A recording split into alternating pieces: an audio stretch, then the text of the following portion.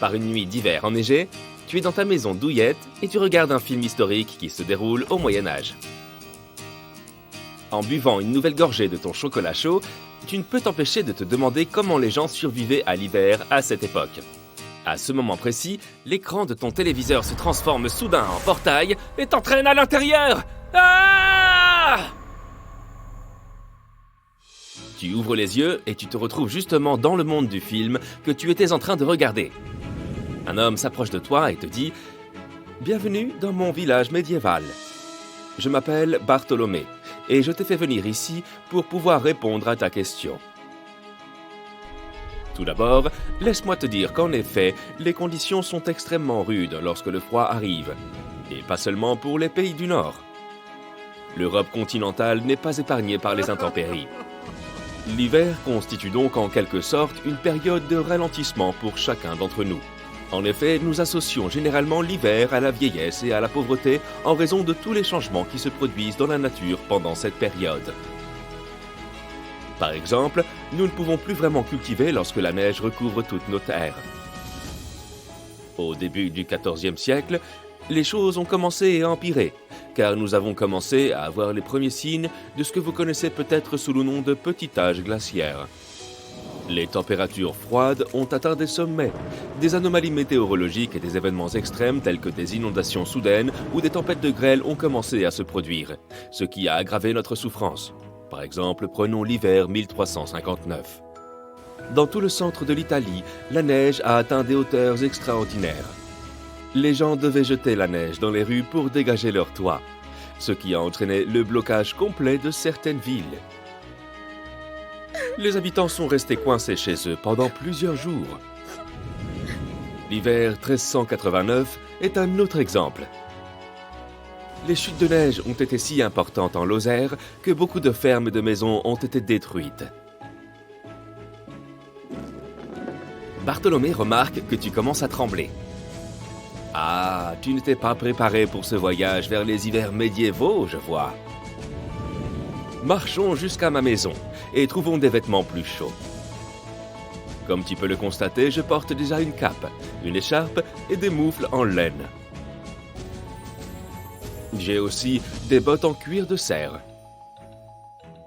Mais tout cela ne suffit pas pour rester au chaud quand on est dehors.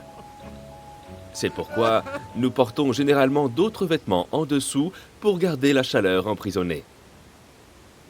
Il faut savoir que la laine peut parfois être lourde et provoquer des démangeaisons.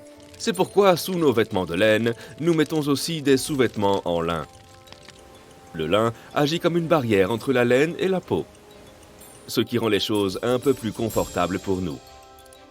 Il est également plus facile de laver les vêtements en lin et ils sèchent beaucoup plus vite que les vêtements en laine. Les plus riches peuvent garnir leurs vêtements d'hiver de fourrure. Et nous, paysans, utilisons parfois le lapin et l'agneau dans le même but. Nous pouvons également chasser certains animaux sauvages et oiseaux avec la permission du Seigneur. Encore une fois, les lois somptuaires, c'est-à-dire les lois sur la consommation, sont très claires sur qui peut porter quoi en fonction de son rang social. Prenons par exemple la loi somptuaire anglaise de 1363. Elle stipule que les épouses et les filles des artisans et des paysans propriétaires de terre ne pouvaient porter que des fourrures d'agneau, de lapin, de chat et de renard. Tu remarques dans la poche de Bartholomé une sphère métallique à charnière d'aspect bizarre, et tu lui demandes ce que c'est.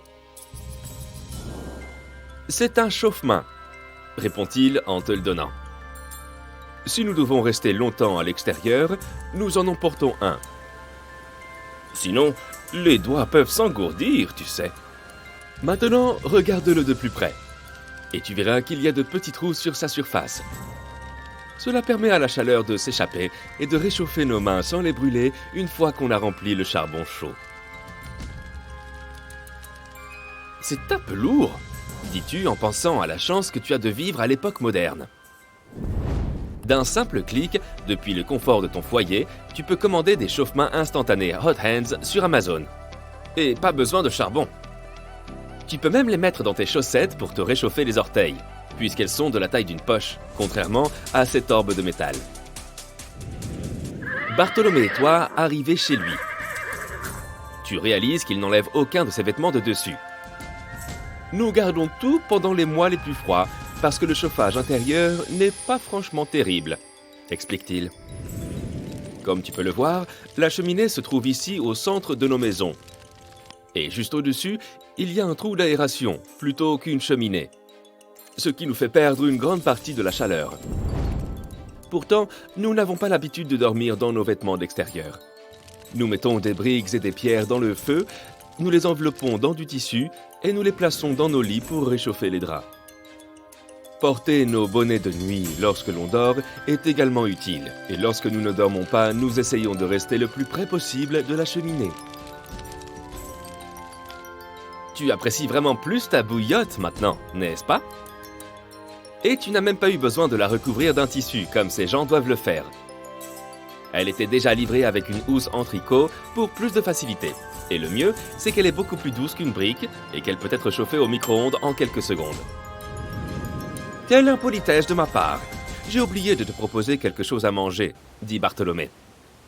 Je sais que je t'ai déjà dit que l'hiver est synonyme de repos pour nous, mais nous devons quand même travailler un peu pour ne pas mourir de faim. Il y a beaucoup de préparations à faire à l'avance pour survivre à ces hivers médiévaux. Tout d'abord, nous commençons à ramasser du bois pour le feu dès le printemps et tout au long de l'été. Ensuite, il y a la nourriture que nous récoltons à l'automne. Nous devons la conserver d'une manière spéciale pour qu'elle résiste au mois d'hiver. Il en va de même pour la viande. Les méthodes utilisées sont le marinage, le séchage et le saumurage. En ce qui concerne les grains, les céréales et les légumineuses, nous les séchons et les conservons dans des pots en céramique ou en argile. Nous les utilisons ensuite pour préparer des ragoûts et des soupes, en plus des légumes. En fait, tout ce que nous trouvons va dans la marmite. Les aliments les plus courants que nous consommons au quotidien sont les oignons, les pois, les haricots, les lentilles et les herbes comme le persil. Nous devons toutefois inclure des protéines dans notre alimentation. Pour ce faire, nous mangeons du fromage, des œufs, du bacon gras ou de la viande de porc salée. Quant aux fruits et baies frais, ils sont difficiles à trouver en hiver. Nous conservons donc ceux que nous avons déjà cueillis en les séchant à l'air libre. Tu te dis que si ces gens avaient un séchoir à aliments chez eux, leur vie serait tellement plus facile. Ils pourraient s'en servir pour tous les aliments que Bartholomé vient de mentionner, des fruits à la viande. Mais il n'y a pas d'électricité ici. Je ne voudrais pas que tu penses que les hivers sont si sinistres, longs et ennuyeux après tout ce que je t'ai raconté. Nous avons plein d'activités pour nous divertir, explique Bartholomé. Mais quoi, par exemple? Ce n'est pas comme s'ils pouvaient regarder leur série télévisée préférée pendant des heures. Nous jouons beaucoup dans la neige, adultes et enfants, tous ensemble. On voit beaucoup de paysans faire du patin à glace sur les lacs gelés. Pour cela, nous utilisons des morceaux de bois polis ou des tibias de cheval. Mais aujourd'hui, nous avons plein de patins en fer. Je dois cependant préciser qu'en Europe occidentale, le patinage sur glace n'est pas aussi courant qu'en Scandinavie. C'est parce qu'ils sont plus habitués à la neige et aux températures froides. La luge est une autre activité amusante que nous pratiquons. Il y a aussi les jeux d'intérieur, comme les échecs, le backgammon et d'autres jeux de dés. Filer la laine et raconter des histoires sont également des moyens courants de passer du bon temps en famille. Il n'est pas surprenant que les nobles aient plus d'opportunités dans le domaine du divertissement. Par exemple, la chasse au sanglier est très répandue parmi l'élite. À ce moment-là, un portail apparaît à la porte. Bartholomé dit « Hé, je crois qu'il est temps pour toi de rentrer à la maison, voyageur. Bonne chance !»